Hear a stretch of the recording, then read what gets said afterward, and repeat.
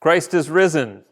He is risen indeed. Greetings to you in the name of God, Father, Son, and Holy Spirit on this, the most holy of days, Easter. It's Easter. It's a day when we remember and give thanks that Christ died, but He rose again. He rose again to new and glorious life. This is the day that the Lord has made, so let us be glad and rejoice in it. I'm so glad to be able to greet you on this Easter video. It has been a tough year for all of us, and like never before, we have relied on God's grace and God's strength to get us through to today. And so it is a joyous thing to be able to join our voices and our hearts and our spirits together in a service of worship, especially on this Easter. We bring God in this worship service all that we are and all that we have. We bring God our songs, we bring God our prayers, we bring God our hearts that are ready to be transformed by the good news of Christ's resurrection. So let us now turn those hearts to God in prayer. Let us pray. God of grace and God of glory, we give you thanks for including us this day in this wonderful Easter celebration. We give you thanks, O God, that while we were still sinners, you sent your Son, Jesus Christ, to die for us and to give us salvation. We thank you that in his rising from the grave, we can recognize the truth of that salvation, that nothing in this world, not our sins, not our enemies, nor the tragedies of this world, not even death itself, can separate us from your love. Forgive us, we pray, for living with doubt and fear. Help us more and more to accept and to live into that resurrection life which you have given us through your Son, our only Savior, Jesus Christ, and through the gift of faith. This morning and every day, we pray, O God, that you would send us your Holy Spirit to empower us, to give us courage, to give us joy, that we might live in that joy this day and every day, forever and ever. Amen.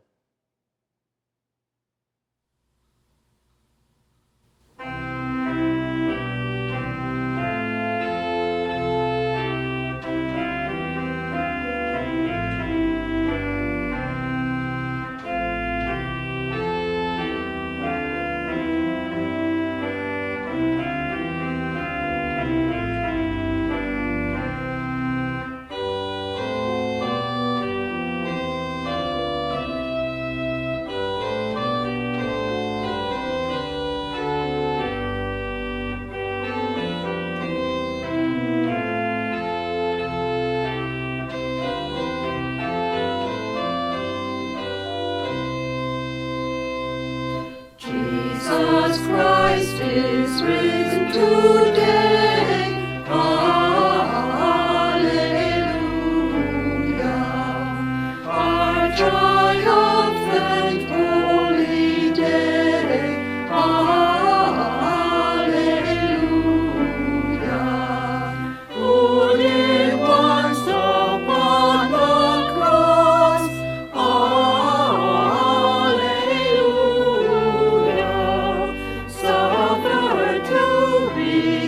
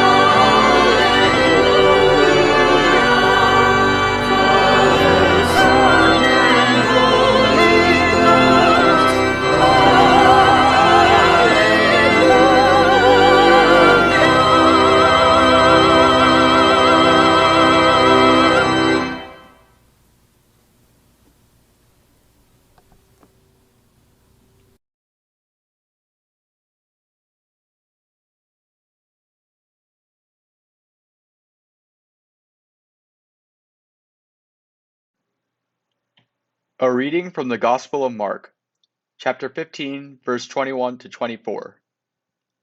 They compelled a passerby who was coming in from the country to carry his cross. It was Simon of Cyrene. Then they brought Jesus to the place called Golgotha, which means the place of a skull. And they offered him wine mixed with myrrh, but he did not take it. And they crucified him, and divided his clothes among them, casting lots to decide what each should take. It was 9 o'clock in the morning when they crucified him. The inscription of the charge against him read, "The King of the Jews." And with him they crucified two bandits, one on his right and one on his left. Those who passed by derided him, shaking their heads and saying, "Aha! You who would destroy the temple and build it in 3 days, save yourself and come down from the cross."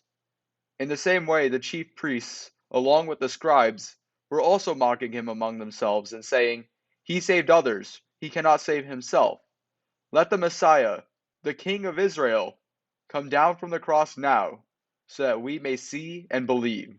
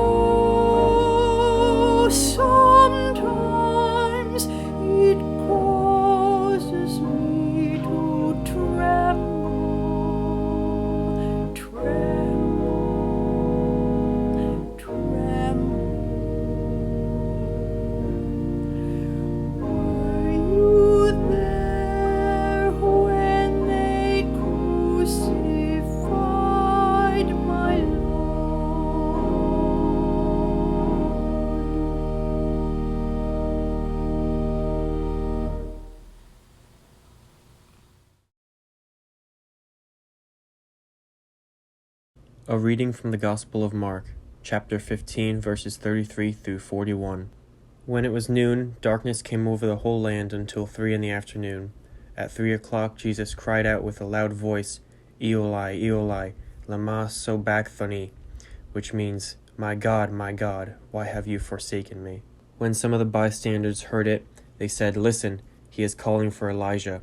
And someone ran, filled a sponge with sour wine, put it on a stick, and gave it to him to drink, saying, "Wait, let us see whether Elijah will come to take him down." Then Jesus gave out a loud cry and breathed his last. And the curtain of the temple was torn in two from top to bottom. Now when the centurion who stood facing him saw that in this way he breathed his last, he said, "Truly, this man was God's son." There were also women looking on from a distance. Among them were Mary Magdalene, and Mary the mother of James, the younger of Joseph and Salome. These used to follow him and provide for him when he was in Galilee. And there were many other women who had come up with him to Jerusalem. A reading from God's holy word.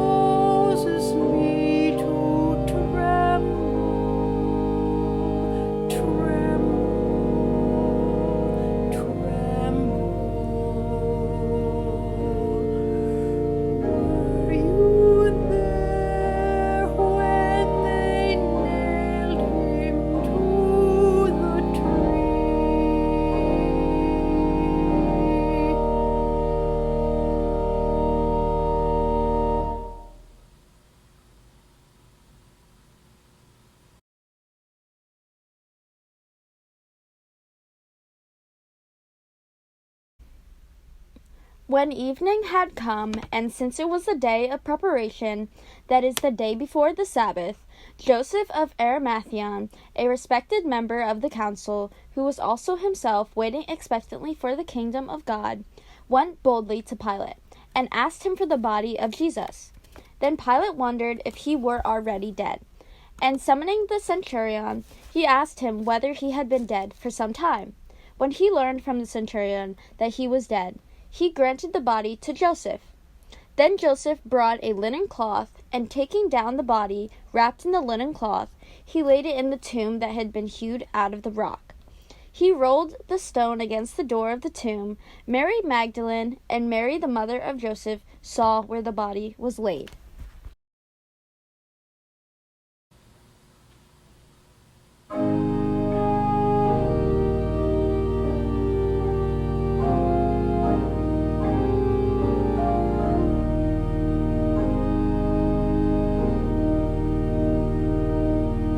Were you there when they laid him in the tomb? Were you there when they laid him in the tomb? Oh,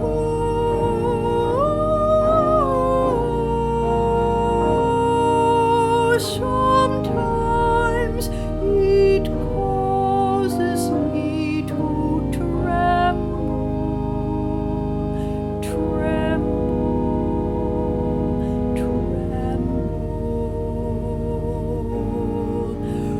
Were you there when they laid him in the tomb?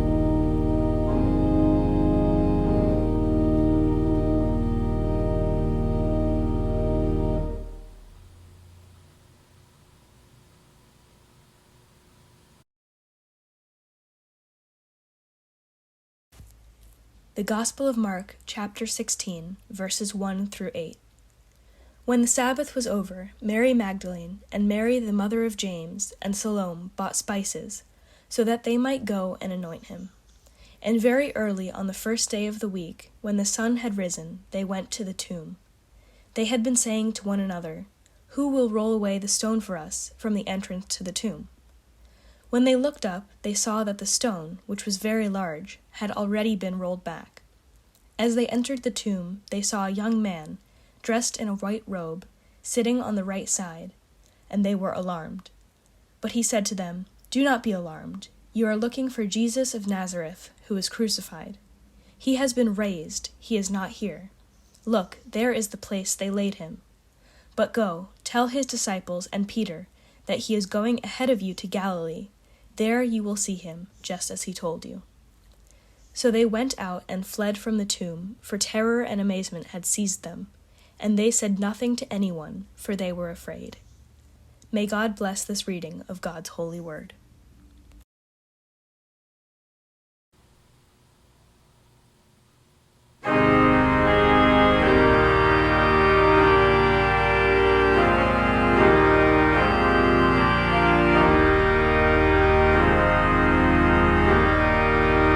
Were you there when he rose from the dead?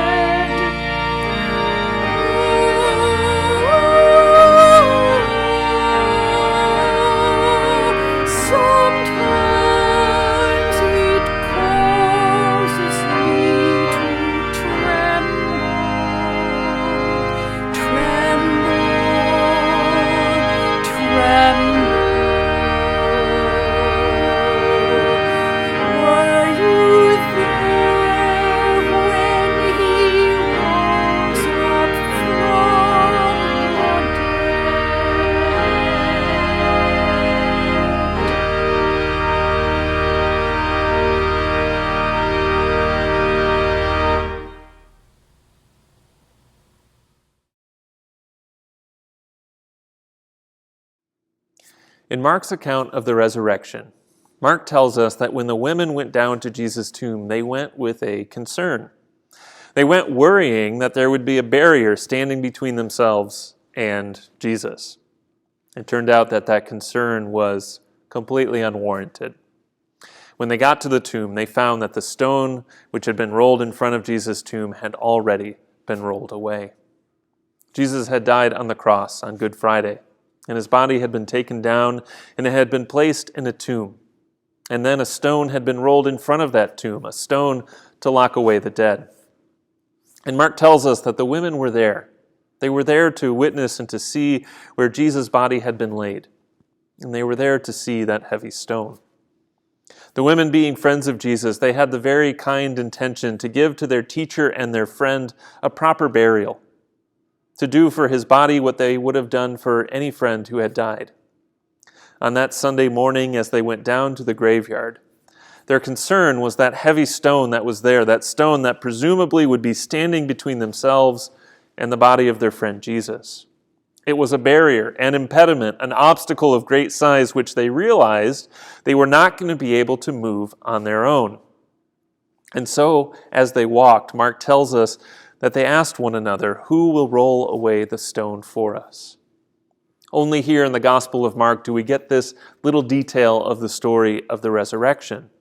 The other Gospel accounts, Matthew, Luke, and John, they do not include this detail, this thought, this concern, this little piece of dialogue between the women who are going down to Jesus' grave. Only here in the Gospel of Mark do we hear the thoughts and the words of concern from the women before they arrive at the tomb. In John and Luke's Gospel, the women just arrive at the tomb and they find that the stone has already been rolled away. There is sort of an immediacy to the experience. The women are on the way, and then they are there, and the stone has been rolled away. In Matthew's telling, the women get to the tomb and they actually see an angel descend and roll the stone away. It's very dramatic, but again, we aren't told of the women wondering how the stone will be moved as they travel towards seeing Jesus. Only here in Mark's gospel, a gospel which is known for being concise, a gospel which is known for being short and direct and to the point, a gospel which, compared to the other gospels, usually sheds or pares away details from the story. Here, Mark doesn't shed details, but he adds a detail. When the Gospel of Mark, when the gospel writer Mark adds a detail or highlights a detail in the gospel story, we can be sure that that detail has some special meaning for the message that the gospel writer was crafting with his gospel. Mark adds the detail of the women's conversation of concern, the words of concern about that barrier existing between themselves and their friend and Savior, Jesus Christ. How will we get to Jesus? Who will roll the stone away? How can we access Jesus with such an impediment in our path? But when they get down to the tomb, what do they find? They find that the stone has already been rolled away, and Jesus is not there in the grave. He is gone. He is alive. He is out in the world. Jesus is on the loose.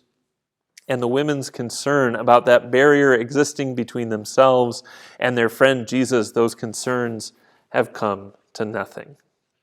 People of God, so often our experiences are like the experience of those women on the way to the tomb on Easter morning. They were on their way to see Jesus, and they were worried about the presumed obstacle that existed between themselves and their Savior and Lord. They were worried that there was something that would be too heavy, too big, too immovable between themselves and Jesus. And so often, we too can feel that same way. So often we feel a desire to be close to Jesus. We feel a desire to be in close and a good relationship with God. But as we set out to get close to God, we begin to wonder and we begin to worry. We worry that there is some barrier standing in the way between us and God. We worry that there will be a heavy stone which we will have to move on our own if we expect to get close to our God. That heavy stone might be the stone of sin. We know that God doesn't like sin, and we worry and imagine that as we journey to be close to God, that our sins are going to sit on our path like a giant stone. We worry, asking ourselves as we approach God, asking ourselves, how in the world am I going to roll away the stone of my sins? How will I be able to roll my sins away so that I can be close to God? And so we fret and we worry, imagining that there is this immovable barrier between ourselves and God. And so we worry about our sins. And then there are so many other things that we worry will be barriers and stones and impediments on our way to that close relationship that we desire with God. We worry about our sins, but there are so many other things. Maybe we look at aspects of our identity. We see there in our identity some imagined barrier between ourselves and God. We look at ourselves and we say, I'm too young. God doesn't have time for someone as young as me. I have to wait till I'm older before I can have a powerful relationship with God. Or we look at ourselves and we say, I'm too old. What could God want with someone as old as me? Or we look at ourselves and we say, I'm not talented enough. I'm not smart enough. I'm not everything that God expects out of a servant and out of a friend. We look at ourselves and we say, maybe we say, I'm too poor. I don't have anything to give to God. Or we look at ourselves and we say, I'm too rich. Jesus said so many difficult and hard things about people who have earthly wealth. Maybe we look at our lives and we say, I'm too busy. I'm too busy. How could I become close with God? I don't have time. Or we look at our lives and how slow and how boring they've become. And maybe we say, how could God use someone like me? People of God, for so many reasons, when we set out on the path to be close to God, when we set out hoping to meet our Savior, to give Him our gifts and our praise and our love and our prayers, and to receive from Him His blessings and His peace and His comfort and His salvation and His assurance, as we put one foot in front of the other to be close to God, we begin to worry that when we turn the next corner, that there will be a stone in our path, a stone so big that we won't be able to roll it away. Just like the women on the way to Jesus' tomb on that Easter morning, we wonder and we worry. How will we roll the stone away? People of God, God has a message for us this day through Mark's telling of Jesus' resurrection. God tells us to look up as the women looked up and see that the stone has already been rolled away. People of God, children of God, siblings together in God's family, God wants to be in a relationship with us. That is why God sent Jesus into this world. That is why God tore open the skies, that barrier between the heavens and the earth at Jesus' baptism, to send down God's Holy Spirit. That is why at Jesus' death we hear that the curtain in the temple in Jerusalem was torn in two. That curtain was a barrier between God's presence and us, humanity. And that is why that curtain was torn in two, so that God could reach us. God wants to be in an everlasting relationship with us, and that is why when a heavy stone stood between God and God's beloved creation, God rolled that stone away. People of God, on Easter, we celebrate the gospel truth. We celebrate the gospel truth that the barriers that stood between us and God on Easter, we celebrate that those barriers have been rolled away. When the women made it down to Jesus' grave, they were told that Jesus was not there. He was not stuck behind some stone. He was out in the world, loose in the world, and he was going on ahead of his friends to meet them on their way. They were told that no longer were there any barriers between Jesus and his friends. People of God, the stone had been rolled away. Jesus is here. He meets us on our way, and there is nothing because of God's love and the work that God has done through Jesus' death on the cross and his resurrection. There is nothing that can stand in the way between God and us and the relationship that God desires to have with us. God has done all that needs doing for our relationship with Jesus, our Lord and Savior, to begin. God has torn down the barriers. God has rolled away the stones. God has done all that is needed to be done so that God can be close to us, to know us, to give us peace and salvation, and to join us on the journeys of our lives. And so as we set out on those journeys, as we set out this day to meet our risen Savior and our Lord, let us do so without worry and without concern. For thanks to the love and the power of God, the stone has already been rolled away. Thanks be to God. Amen.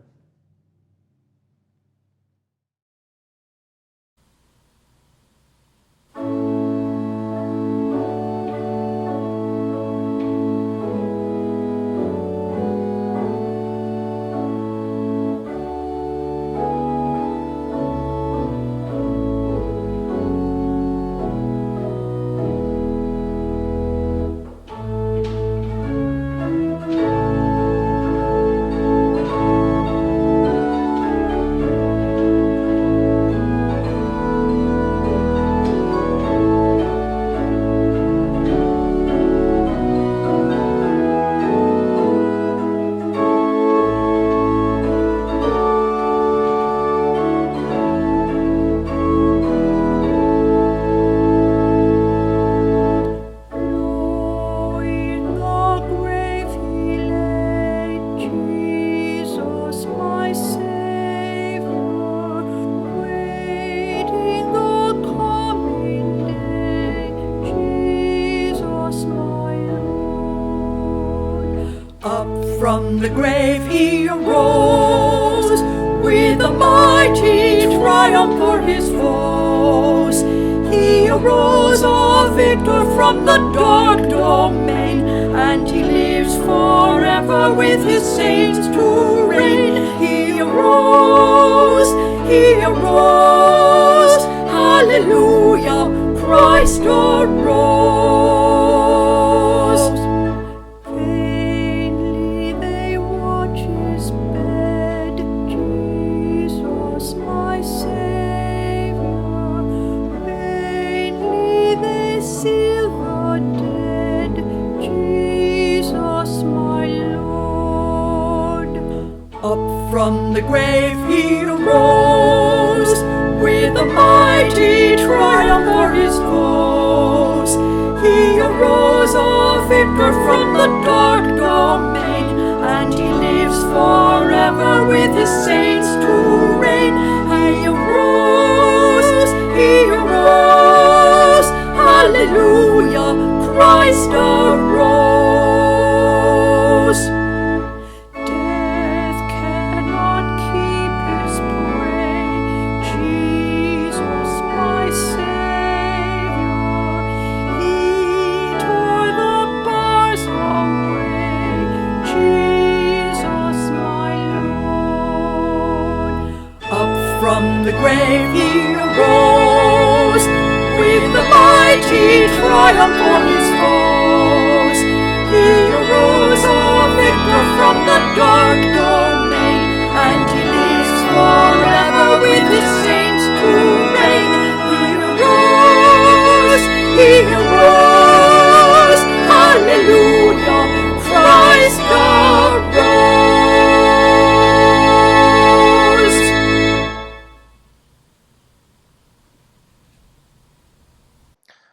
Hallelujah, Christ arose.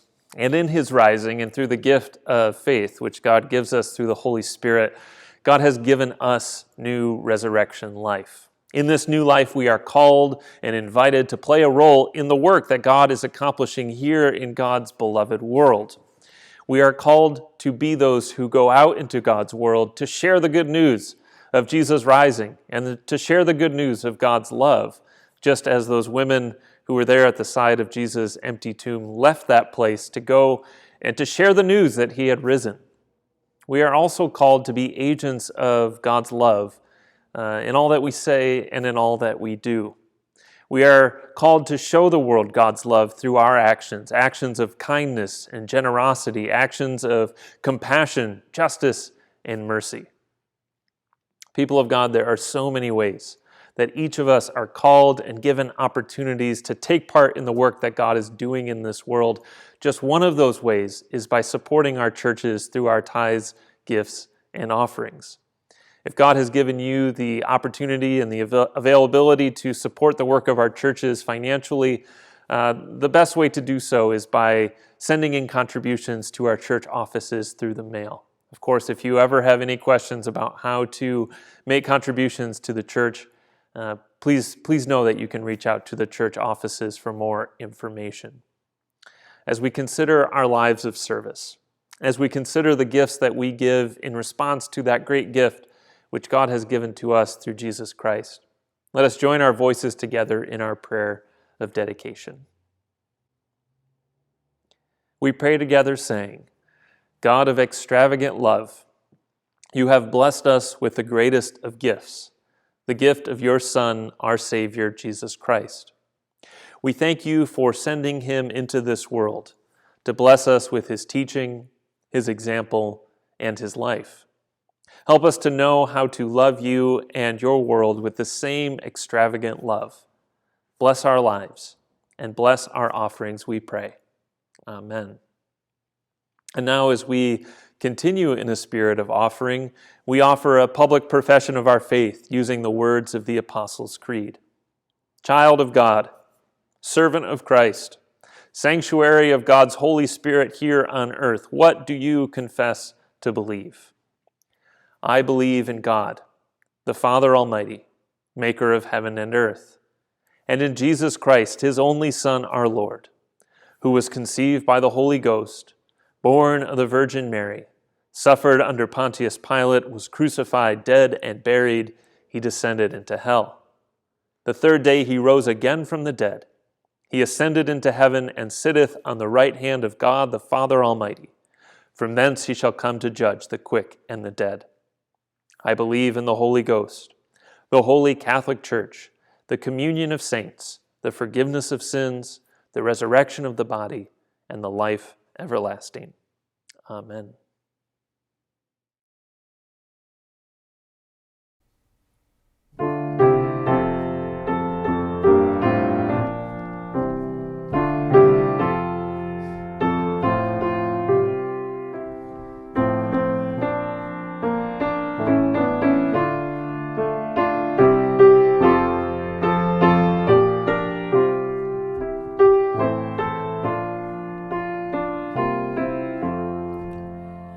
In the Lord I'll be ever thankful. In the Lord I will rejoice. Look to God, do not be afraid. Lift up your voices, the Lord is near. Lift up your voices, the Lord is near. In the Lord I'll be ever thankful. In the Lord I will rejoice. Look to God, do not be afraid. Lift up your voices, the Lord is near. Lift up your voices, the Lord is near.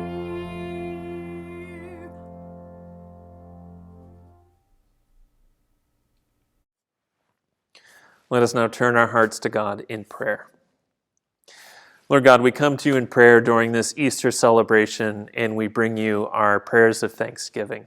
And we thank you, O God, for the message of the gospel that the stone has been rolled away and that there remain no barriers any longer between you and us, that you have torn those barriers away, that you have rolled away the stones, O God, so that you can establish that relationship with us, your people. We give you thanks, O God, for your grace and your mercy and for your love, that you have brought us into this relationship of love and caring and kindness, and our hearts just overflow in gratitude. Lord God, there is so much for which we are grateful. When we take time to pause and to reflect, there are so many things in our lives for which we give you thanks. And so in the silence of this time, I pray that you would receive the prayers of thanksgiving that we offer now in the silence of our hearts.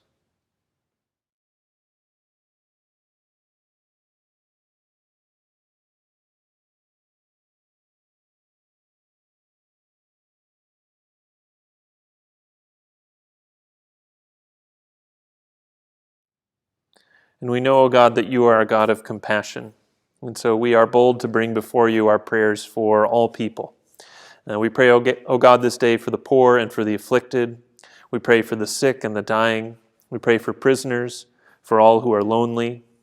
We pray for victims of war, injustice, and inhumanity, and for all others who suffer from whatever their sufferings may be called. In particular, this day, O God, we lift up to you those on our church prayer lists and those who we carry in our hearts. Again, O God, in this time of silence, we pray that you would receive the prayers that we offer for friends and for family, for our country and for our world. Hear now the prayers that we offer in the silence of our hearts.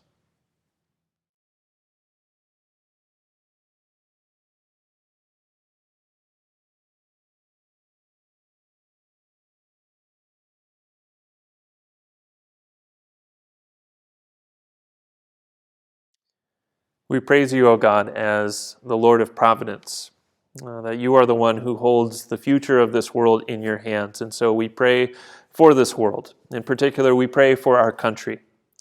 We pray for all of those in essential industries and for those who are working on the front lines of this pandemic, which we are still struggling through. We pray for hospital workers. We pray for doctors and for nurses. We pray for all of those who are working to distribute vaccines. We pray for all of those, O God, who are in situations of difficulty because of this pandemic. Bless our country, O God, as we seek to overcome the struggles that we face because of the coronavirus.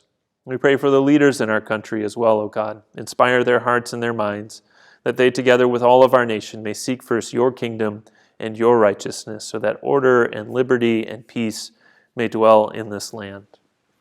We pray too, O God, for our world. We know that you are the creator of this world. We know that you so love this world. And so we pray for your blessing upon all nations and all peoples.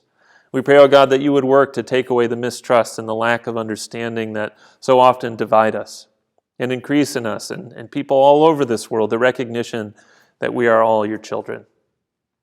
We praise you, O God, as our Savior. And we praise you, O God, as the one who gathers, preserves, and protects the church.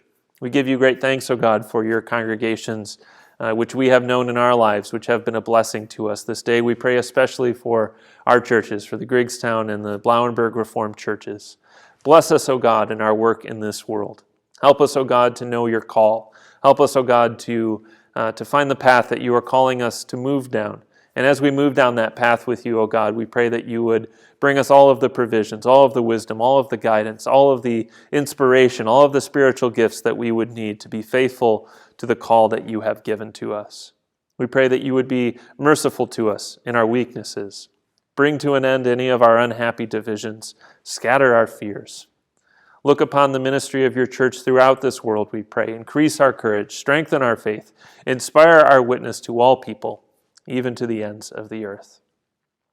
God, we recognize you as the author of grace and that you are a God of love. And so we pray you send your Holy Spirit's blessing upon us this day. Help us to receive and to accept and to believe the Easter message, O God, the message of salvation, the message of new life. Keep our hearts and our thoughts in your Son, our only Savior, Jesus Christ, who taught us to pray, saying together, Our Father, who art in heaven, hallowed be thy name. Thy kingdom come, thy will be done, on earth as it is in heaven. Give us this day our daily bread, and forgive us our debts, as we forgive our debtors. Lead us not into temptation, but deliver us from evil. For thine is the kingdom, and the power, and the glory forever. Amen.